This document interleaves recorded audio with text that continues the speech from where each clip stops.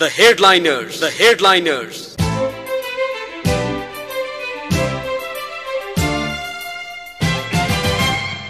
नमस्कार श्रोता, द हेडलाइनर्सबाट कार्यक्रमको साथमा छु त्रिजेन्द्र काफले। आज पनि समसामयिक विषयवस्तु नै मैले कार्यक्रमको लागि छानेको छु। आजको कार्यक्रम हामी तत्कालीन मन्त्री परिषदका अध्यक्ष खिलराज रेग्मीसँग कुराकानी गर्दैछौं। यो कार्यक्रम रेकर्डेड भएकाले यहाँको प्रश्न आजको कार्यक्रममा राख्न असमर्थ छौं। सुनेर साथ दिनुहुन्छ भन्ने अपेक्षा राखेका छौं।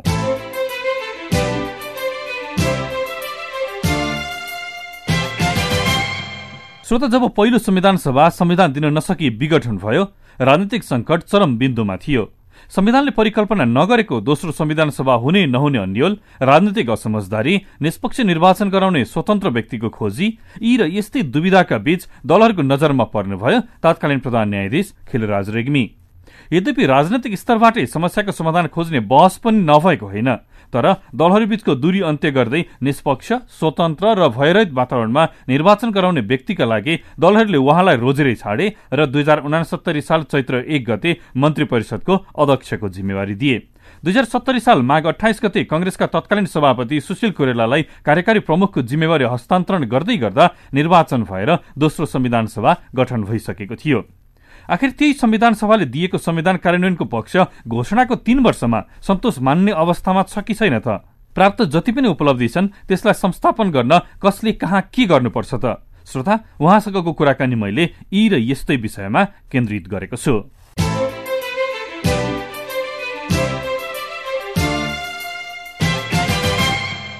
स्वागत छ यहाँलाई द हेडलाइनर्समा। हस्, धन्यवाद। सन्चै हुनुहुन्छ? बेसै छु। धेरै समय भयो मिडियामा त्यति धेरै छाउनुहुन्न, कारण के रह्यो? कहिलेकाहीँ म आफ्ना कुराहरू भनिरहेको छु, तर धेरै गरिरहने विषय पनि हुँदैन र फेरि स्वतन्त्र र एउटा आफ्नो जिम्मेवारीबाट अलग भएर एउटा चाहिँ सामान्य जीवन बिताइरहेको व्यक्तिले सधैँ धेरै बोलिरहनु पनि त्यति उचित लाग्दैन मलाई, र धेरै बोलिरहने विषय पनि हुँदैन। जतिखेर एकदम संक्रमणकालीन अवस्था थियो नेपालको राजनीतिमा, त्यो बेलामा यहाँ न्यायालयको उच्च पदमा हुनुहुन्थ्यो, 81 राजनीतिको उच्च पद सम्हाल्नु भयो। त्यो बेलाको जुन महसुस यहाँले गर्नुभएको थियो, यो एउटा विशेष परिस्थिति थियो भन्नुपर्छ। पहिलो संविधान सभाले पटक पटक म्याद थप गर्दाखेरि पनि संविधान निर्माण गर्ने जनअपेक्षा पूरा हुन नसकेपछि त्यो स्वतः विघटनको स्थितिमा पुग्यो। त्यस अवस्थादेखि करिब 8-9 महिना हुँदासम्म पनि पटक पटकका छलफल, दोस्रो संविधान सभाको निर्वाचन गर्ने प्रयत्न र त्यसका कानूनी संवैधानिक प्रक्रियाहरू जटिल हुँदै गयो र केही संवैधानिक र कानूनी अडचनहरू पनि देखिए। गर्दै जाँदा निर्वाचन गराएर दोस्रो संविधान सभा र कसरी संविधान निर्माण गर्ने भन्ने त्यसका प्रक्रियागत कुराहरूमा नै बहुत गम्भीर समस्या देखा पर्न थाल्यो, किनभने अर्को संविधान सभाको निर्वाचन गर्ने व्यवस्था संविधानमा थिएन।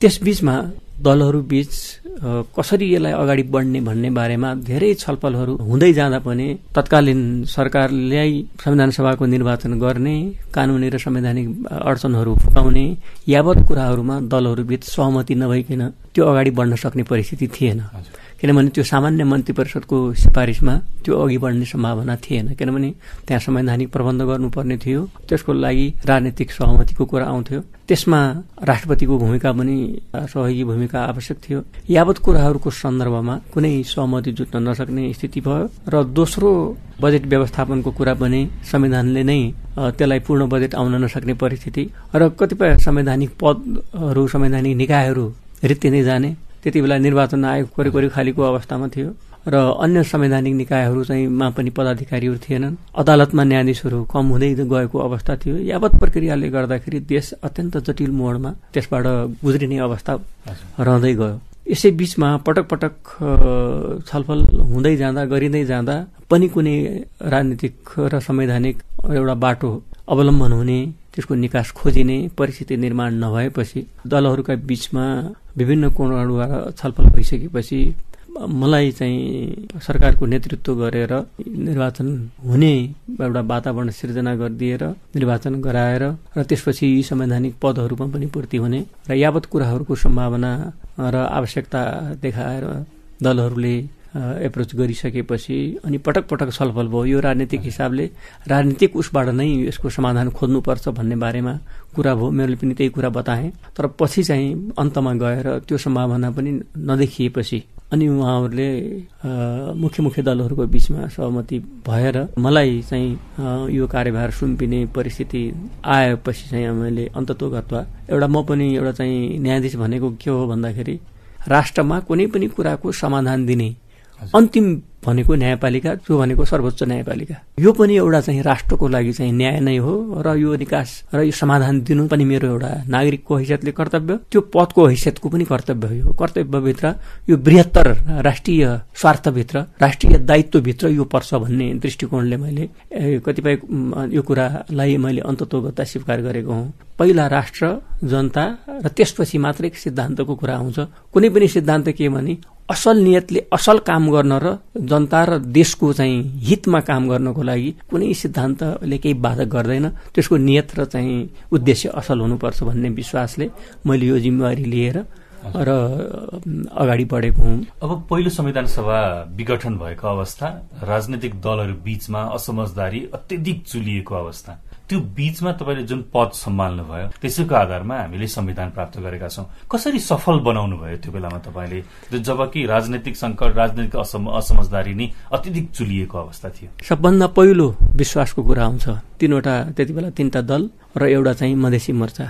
अधिकांश चाहिँ तपाईको चाहिँ एउटा जनभावना त्यसले प्रतिनिधित्व गर्थ्यो। केही पक्षहरू थिए त्यति बेला पनि नभएका होइनन्, तर त्यसले चाहिँ एउटा के चाहिँ वातावरण भयो भने उनीहरूले चाहिँ म प्रति र मैले नेतृत्व गरेको सरकारप्रति र यो संविधान सभा, अबको दोस्रो संविधान सभा निर्वाचनमा उनीहरूले सहयोगी भूमिका खेल्ने कुरामा दुविधा रहेन। अर्को कुरा, मैले कुनै राजनीतिक दाउपेच पनि गर्नु थिएन, मैले कुनै स्वार्थपूर्तिको लागि काम पनि गर्नु थिएन। मेरो विशुद्ध काम के थियो त भनेर भन्दाखेरि राष्ट्रलाई आइपरेको जुन समस्या हो, जुन चुनौती हो, निर्वाचन भएर संविधान निर्माण भएन भनेदेखि देश चाहिँ बडो गम्भीर संकटमा पर्छ र यो दुर्घटना हुन्छ। त्यसकारणले पनि मैले त्यसलाई एउटा दृढ अठोटका साथ सबैको भावनालाई बुझेर सबैको सहयोग लिने प्रयत्न गरेर कुनै पक्षपाती र कसैको विचारलाई प्राथमिकता वा कसैको विचारलाई इग्नोर, निषेध गर्ने, त्यसकारणले त्यो स्थितिमा चाहिँ मैले काम गर्ने प्रयत्न गरेँ। त्यसैको फलस्वरूप सबैको विश्वास अन्तिमसम्म रह्यो। निर्वाचनको पक्षमा नआएका केही दलहरू त्यो निर्वाचन पक्षमा पनि आए, पछि सहमति भयो। त्यसको लागि त्यो राजनीतिक दलहरूले, उहाँहरूको संयन्त्र थियो एउटा, त्यसले पनि वार्ता गर्यो। मैले चाहिँ एउटा मन्त्रीमण्डलमा एउटा चाहिँ त्यो एउटा संवाद टिम बनाएको थिएँ, त्यसले पनि काम गर्यो। मैले पनि व्यक्तिगत विभिन्न नेताहरूलाई भेटेर चाहिँ मैले चाहिँ छलफल गरेँ। यावत कुरा गरेर पछि चाहिँ तपाईँको केही दलहरू यसमा आए पनि निर्वाचन पनि चाहिँ भयो। अब जुन निर्वाचन तपाईँको नेतृत्वमा सम्पन्न भयो, जहाँबाट भनौं संविधान निर्माणको एउटा रूपरेखा तपाईँले तयार पारिदिनु भयो, जुन संविधान सभाले संविधान दियो र अहिलेको अवस्थामा संविधान कार्यान्वयनको पक्षमा र पाटोमा र त्यो बाटोमा हामी छौं। त्यो संविधान पूर्ण छ होइन? यस्तो हुन्छ, संविधान निर्माण चाहिँ भयो आफैमा एउटा ठूलो सफलता हो। संवैधानिक बाटो, एउटा प्रक्रिया र पद्धति चाहिँ यसले प्रणाली बसेको छ। त्यसकारणले पनि यो एउटा उपलब्धिमूलक कुरा हो भन्ने मलाई लाग्दछ। त्यसले गर्दा यो चुनावहरू भए, आज देश एउटा आफ्नो शासन प्रक्रियामा गएको छ। सबै चाहिँ निकायहरू क्रियाशील छन्। 3 तहको निर्वाचन भयो, ती निकायहरू पनि आफ्नो ठाउँमा छन्। तर के भने अब त्यसले कति पूर्णता पायो भन्दाखेरि कतिपय आयोगहरू गठन पर्ने कुराहरू बाँकीहरू छन्। कर्मचारीका कुराहरू पनि अलिअलि अलमल भइरहेको अवस्थाहरू छ। अब विकासका कुराहरू, प्रक्रियाका कुराहरू, गर्नुपर्ने कुराहरू छन्। तर के भने संविधान पूर्ण र अपूर्ण भन्ने कुराहरू समयानुकूल केही न केही समयको आवश्यकता अनुसार परिमार्जन गर्दै जानुपर्ने हुन्छ, सम्बोधन गर्नै जाने हुन्छ। किनभने समाजको आवश्यकता, समाज परिवर्तनशील छ, चेतनशील हुन्छ, अधिकारका कुराहरू हुन्छन्, कतिपय नयाँ नयाँ विषयहरू आउँछन्, त्यसलाई सम्बोधन गर्नुपर्ने हुन्छ। त्यसकारणले पनि यो पूर्ण छ भनेर कुनै पनि कुरालाई पूर्ण भनेर भन्न गाह्रो हुन्छ। सबभन्दा पहिलो त के छ भने संविधानले दिन खोजेका कुराहरू, नेपाली जनतालाई दिन परेका सहुलियत, सेवा, अधिकारका कुराहरू जुन छन्, संविधानले अहिले नै व्यवस्था गरेका कुराहरू छन्, ती कुराहरूलाई हामीले दिँदै जाने पहिलो कर्तव्य हो, पहिलो काम त्यो हो। अब जस्तै कानून बनेका छन्, ती कानून अनुसारको चाहिँ कामहरू त जनताले पाउनु पर्यो।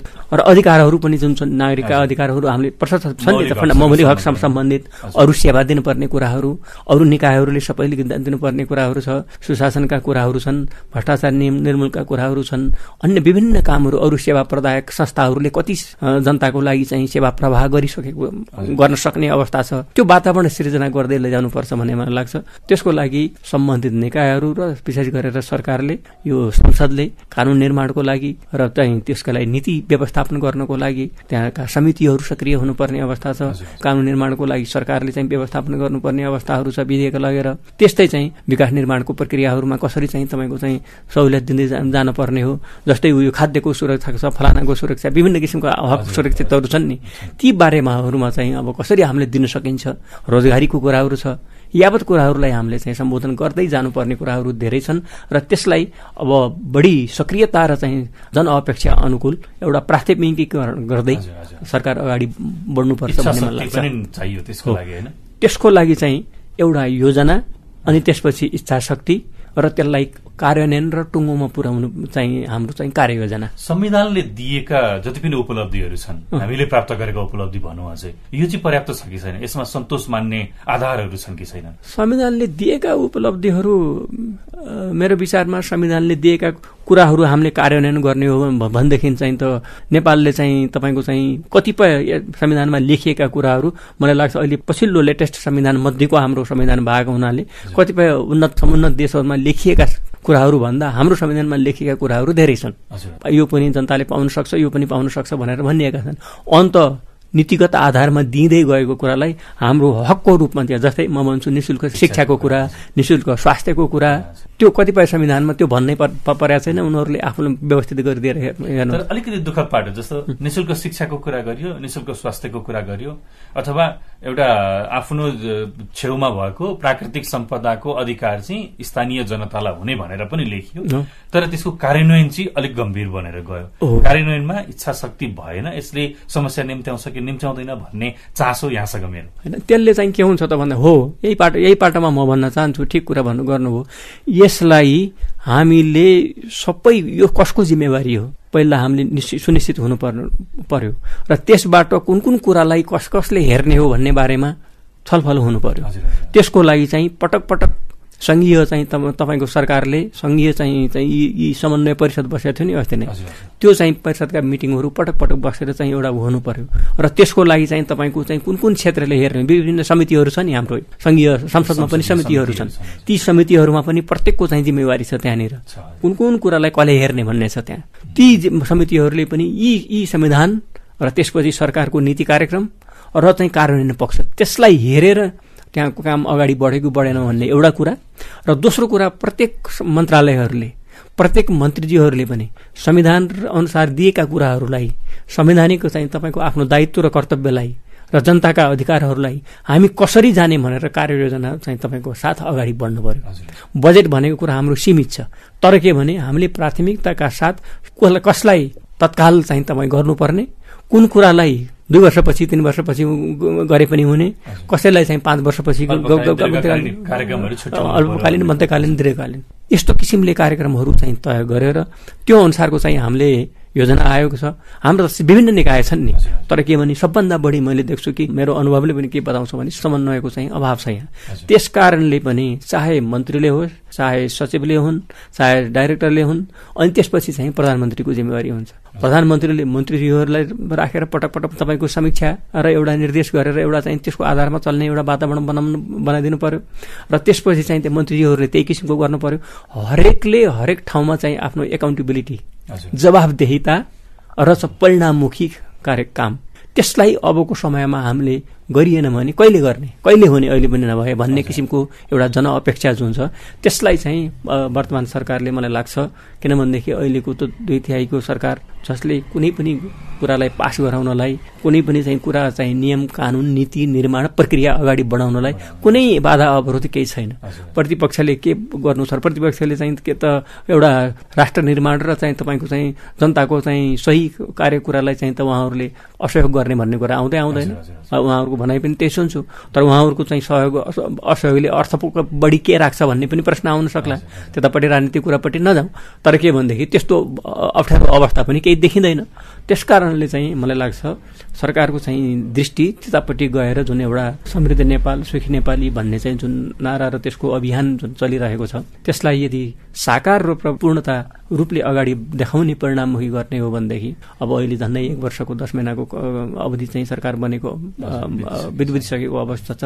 अब अर्को चाहिँ आर्थिक वर्ष आउने बेला हुन्छ। अब त्यसले गर्दाखेरि अब चाहिँ हामीले बढी प्राथमिकीकरण गरेर र चाहिँ जनताका चाहिँ मूलभूत अपेक्षाहरूलाई अब अहिले हेर्नुहोस् न हामीले कसरी पूरा गर्न सक्छौं भन्नेतिर चाहिँ जानुपर्ने छ भन्ने मलाई लाग्छ। अब जस्तो 2070 साल माघ 28 गते जब यहाँले मन्त्री परिषदको अध्यक्ष चाहिँ तत्कालीन प्रधानमन्त्री सुशील कोइरालालाई छोड्दै गर्दाखेरि जुन अपेक्षा यहाँमा थियो र संविधान जारी भएकै 3 वर्ष पूरा भइसक्दाखेरि के पुवालहरू संविधानमा अझै पनि छन्।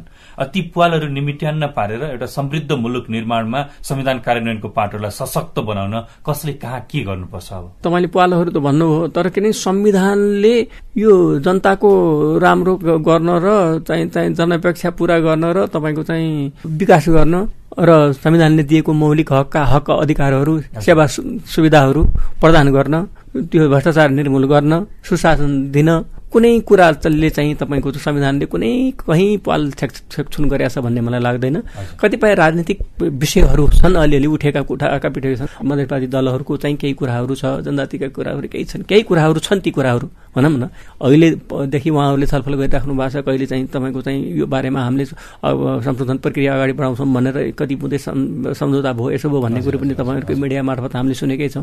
त्यो प्रक्रिया एक प्रकारले चाहिँ होला, त्यो आफ्नो ठाउँमा व्यवस्थित गर्नुपर्ने कुराहरू केही होलान्। तर के भनेदेखि मूलभूत रूपमा जनतालाई हक अधिकार र त्यो सेवाको जुन प्रभावद्वारा विकास र समृद्धिको पाटोमा अगाडि लैजाने मूलभूत कुराहरू र जनअपेक्षालाई उठाउने जुन 90% कुराहरूलाई संविधानले कुनै किसिमले छेकबार लगाउने, त्यसले अप्ठ्यारो गराउने, त्यसैमा रुमलिनु पर्ने त्यस्तो अवस्था जति बेला चाहिँ तपाईँको अस्थिरता रह्यो, राजनीतिक चाहिँ संविधान पनि भएन, राजनीतिक चाहिँ यो प्रणालीले यसो गर्यो, यसोले यसो भयो भन्ने कुराको चाहिँ तपाईँको आलोचना, तपाईँको चाहिँ कहीँ रेख लगाउनु पर्ने, कहीँ चाहिँ तपाईँको यसले छेकथुन गर्यो हामीलाई भन्नुपर्ने अवस्था त अहिले अब छैन नि त। अबको किनभनेदेखि धेरै एजेन्डा उठाएका चाहिँ तपाईँको दलहरू अहिले सरकारमा हुनुहुन्छ। अहिले चाहिँ भनौँ न यो मेन स्ट्रिममा आएर सबै यसलाई सरकारलाई समर्थन गरेकै अवस्था छ। सबै दल एक प्रकारले समर्थन नगरेको दल कुन छ त खै भनेपछि जम्मा चाहिँ त्यो प्रतिपक्षी एउटा दल बाहेक अरू त करिब करिब समर्थित अवस्थामा छ। अब उसले चाहिँ यो चाहिँ कार्यान्वयनलाई सही कुरालाई मैले चाहिँ के बाधा गर्दिनँ भनेर उसले भनेको छ र त्यस्तो किसिमको कुनै चाहिँ त्यसले समस्या पारेर त्यहाँ केही कुरा गराउनु नै अप्ठ्यारो हो भन्ने जस्तो पनि केही देखिँदैन। अब त्यस्तो अप्ठ्यारोलाई पनि एउटा समाधानको मार्गद्वारा अगाडि बढ्ने परिस्थिति छ।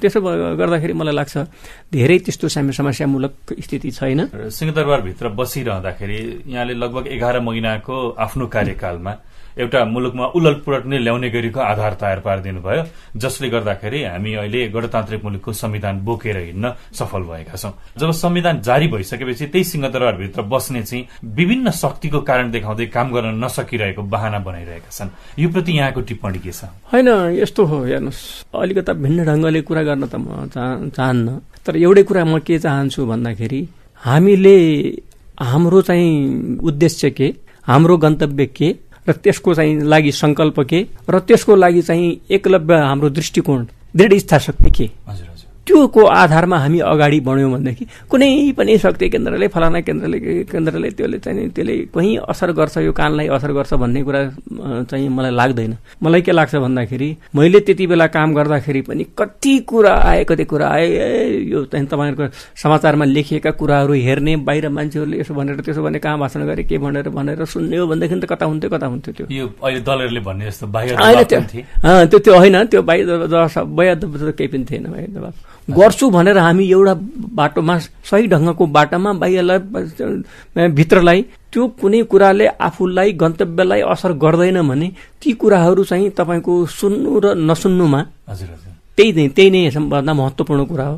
धैर्यता महत्त्वपूर्ण कुरा हो। त्यो जुन कुराले आफ्नो मेन काम कुरालाई त्यो कुराले खासै असर गर्दैन, त्यो कुरा आफै पन्छिन्छ भन्ने कुरालाई हामीले किन त्यतापट्टि वास्ता गरेर त्यसले के गर्छ भनेर किन गरिरहनु, त्यसलाई भूतको रूपमा किन हामीले चाहिँ सम्झिरहनु। वर्तमान सरकारले जुन आधार तयार पारेको छ संविधान कार्यान्वयनको लागि, संघीयता कार्यान्वयनको लागि, गणतान्त्रिक मुलुकमा जति पनि प्राप्त उपलब्धिहरू छन् त्यसलाई संस्थापन गर्नको लागि यी आधारहरू पर्याप्त छन् कि छैनन् यहाँको बुझाइमा? अब यसबारेमा धेरै अध्ययन गर्नुपर्ने जरुरी छ। केही अगाडि बढ्ने परिस्थिति त निर्माण भएको छ, तर कतिपय कुराहरू अझै चाहिँ गर्नुपर्ने कुराहरू छन्। तर के भने जति गर्न भनिएको छ र जतिमा हात हालिएको छ त्यो कुरालाई पूर्णता दिने प्रक्रिया र त्यसलाई चाहिँ प्रक्रियामुखी र उसमा चाहिँ के अरे निष्कर्षमुखी चाहिँ हाम्रो चाहिँ एउटा दृष्टि हुनु पर्यो र त्यतापट्टि हामी चाहिँ अगाडि बढ्नुपर्छ भन्ने मलाई लाग्छ। हामीले चाहिँ मुख्य कुरा के भन्दाखेरि जति काम गर्न सकिने हो, जति सम्भावना हुने हो, जति चाहिँ जनताको यो कुरालाई हामीले चाहिँ छिटो सम्बोधन गर्नुपर्ने हो, यो कुरा चाहिँ हामीले विस्तारै सम्बोधन गर्नुपर्ने हो भन्ने कुराहरू पहिला पनि मैले भने प्राथमिकीकरण गरेर अनि त्यो आधारमा हामी अगाडि बढ्नुपर्छ भन्ने मलाई लाग्छ। त्यसको लागि चाहिँ हामीले एकदमै जतिमा काम हामीले अगाडि बढाउने हो ती काम क्रमिक रूपले बढ्दै जानु पर्यो। अलिकता गरिने त्यसपछि चाहिँ त्यसमा हाम्रो चाहिँ मार्ग चाहिँ अलिकता सबैतिर हात हाले जस्तो देखिने, तर चाहिँ त्यसले पूर्णता नपाउने भयो भनेदेखि सधैँ अलमल जस्तो जान्छ भन्ने मलाई लाग्छ। तर के भनेदेखि जति कुरा हामीले गर्न खोजिएको छ त्यसले चाहिँ छिटो चाहिँ राम्रो बाटो पक्रोस् भन्ने कुराको चाहिँ अपेक्षा, जनताको अपेक्षा त्यो छ भन्ने मलाई लाग्छ। जुन दलीय सम्बन्ध छ नि अहिले पछिल्लो समय देखिएको, विशेष गरेर नेकपा र नेपाली कांग्रेसभित्र देखिएको यो आन्तरिक समस्याबाट उनीहरू गुज्रिरहेका छन् त उनीहरूको पाटो भयो। तर मुलुक निर्माणमा दुई दल बीचको सम्बन्धले संविधान कार्यान्वयनदेखि जति पनि पछिल्लो उपलब्धिहरू छन् यसलाई संस्थापन गरेर समृद्ध मुलुक बनाउनको लागि बाधा पुर्याएको छ कि छैन? मेरो विचारमा यो राजनीतिक विषय त अब राजनीति गर्नेहरूले नै विचार गर्नु होला। मेरो विचारमा चाहिँ यस्तो सम्बन्ध जसले यो काम कुरा गर्न अघि उही कुरा आउँछ, काम कुरा गर्नलाई अथवा यो संविधानको कार्यान्वयन गर्ने पक्षमा त्यस्तो किसिमको तिक्ततापूर्ण परिस्थिति र त्यो बाधा अडचन भयो भन्ने सम्बन्ध यो हो भन्ने मलाई लाग्दैन। त्यो चाहिँ त्यस्तो किसिमको सम्बन्धको चाहिँ परिस्थिति छ भन्ने मलाई लाग्दैन।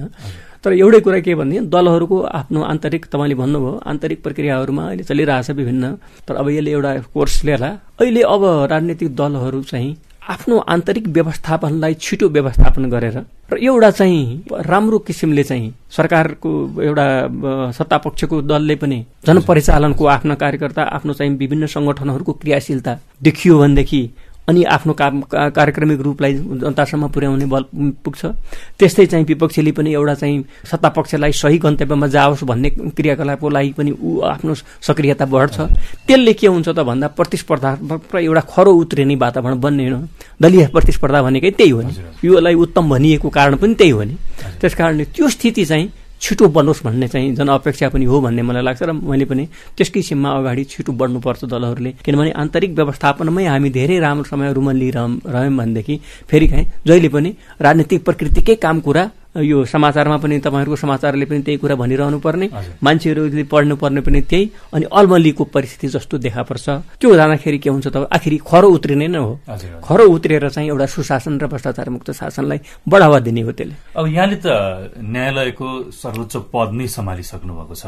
जति पनि संविधानले निर्दिष्ट गरेका अधिकारहरू छन् यो अधिकार कार्यान्वयनका लागि जति पनि आधार तयार पार्नुपर्ने हो, आधार पर्याप्त तयार पार्न वर्तमान सरकारले सकिरहेको अवस्था छैन। भोलिका दिन संविधानका बाजिएका विषयहरू संशोधन गरेर अगाडि जानुपर्ने अवस्था छ। यदि त्यस्तो अवस्था आएन भने संविधान संकटमा पर्ने अवस्था आउँछ क्या हुन्न?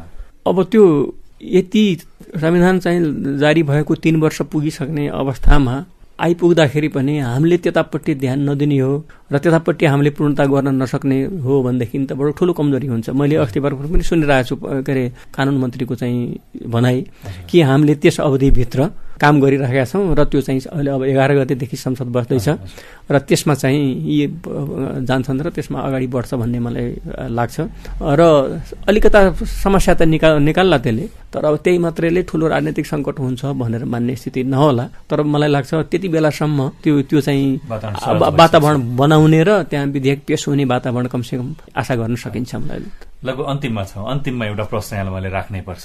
जति पनि विगतमा चर्चाहरू भए सर्वोच्च अदालत अथवा न्यायपालिका चाहिँ भ्रष्टाचार लिप्त भयो भन्ने कुरा, यहाँले सर्वोच्च अदालतको सर्वोच्च पद छोड्नु भएको धेरै समय भयो यो बीचमा यहाँले त्यो पद अथवा त्यो स्थान चाहिँ भ्रष्टाचार मुक्त भयो र न्यायालय अहिले सहज रूपमा र जनअपेक्षा अनुसार अगाडि बढिरहेको छ भन्ने आधारहरू देख्नुहुन्छ कि देख्नुहुन्न?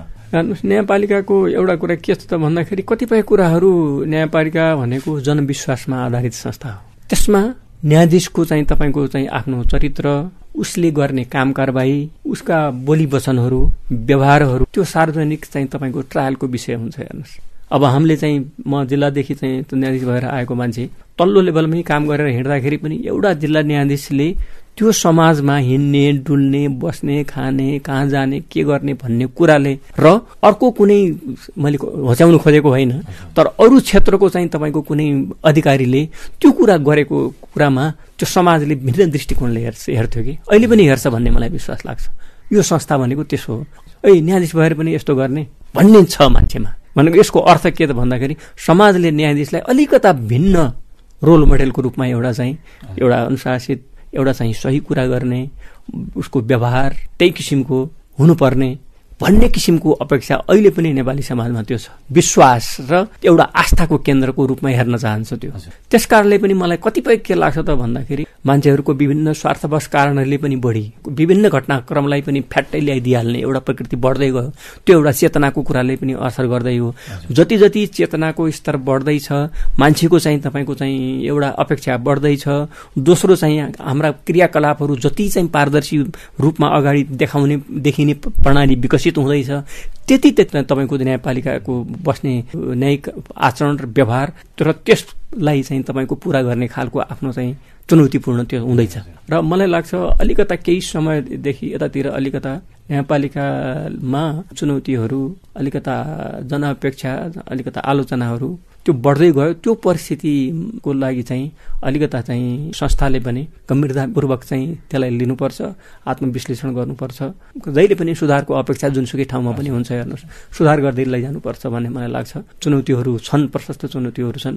न्यायिक नियुक्ति प्रक्रियादेखि लिएर छनौट प्रक्रियादेखि लिएर राज्यले पनि यसमा विचार पुर्याउनुपर्छ। तत्कालीन होइन कि न्याय भनेको जहिले पनि सत्य सत्य नै हुन्छ। यो न्यायपालिका आज होइन, भोलि होइन, पर्सि होइन, सदैव तपाईँको निष्कण्टक रूपले आइरहने व्यवस्था हो। पञ्चायत कालदेखि हामीले गरेको फैसलाहरू हेर्नुभयो भनेदेखि यो अदालतले गरेका फैसलाहरू, कतिपय फैसलाहरू आज पनि उत्तिकै महत्त्वपूर्ण सिद्धान्तको रूपमा हुन्छ। राजनीतिक व्यवस्थालाई छोडौँ, त्यो परे राखेर हेर्ने हो भने, कानुनी र चाहिँ तपाईँको सिद्धान्तगत हेर्ने हो भनेदेखि ती पनि कतिपय अवस्था अहिले अवलम्बन गरिएको छ। त्यस्तो खालको चिज हो यो। न्याय भनेको कन्टिन्युएसन र निरन्तरतामा चल्ने संस्था हो। त्यसलाई चाहिँ हामी सबैले एउटा अलग्गै रूपमा यसलाई बचाइराख्नुपर्छ। त्यो चुनौतीहरूलाई सामना गर्नको व्यवस्थापनको लागि न्यायाधीशहरूले पनि काम गर्नुपर्छ भन्ने मलाई लाग्छ। हस्, धन्यवाद दयालाई यसको लागि समय दिनुभयो यहाँले। हस् त धन्यवाद। मेरो आएर चाहिँ मलाई यति बोल्ने मौका दिनुभयो कान्तिपुर रेडियोलाई, र तपाईँलाई पनि धेरै धेरै हार्दिक धन्यवाद दिन चाहन्छु। धन्यवाद, नमस्कार।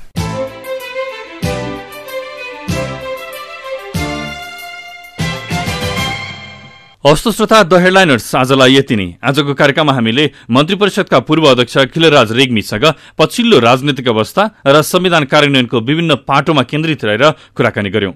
पूर्व अध्यक्ष रेग्मीका प्रेस संयोजक राजेन्द्र पाण्डेप्रति विशेष आभार। प्रविधि संयोजनका लागि गंगाजीलाई धन्यवाद। कार्यक्रमबाट तेजेन्द्र आगे माग्छु। नमस्कार।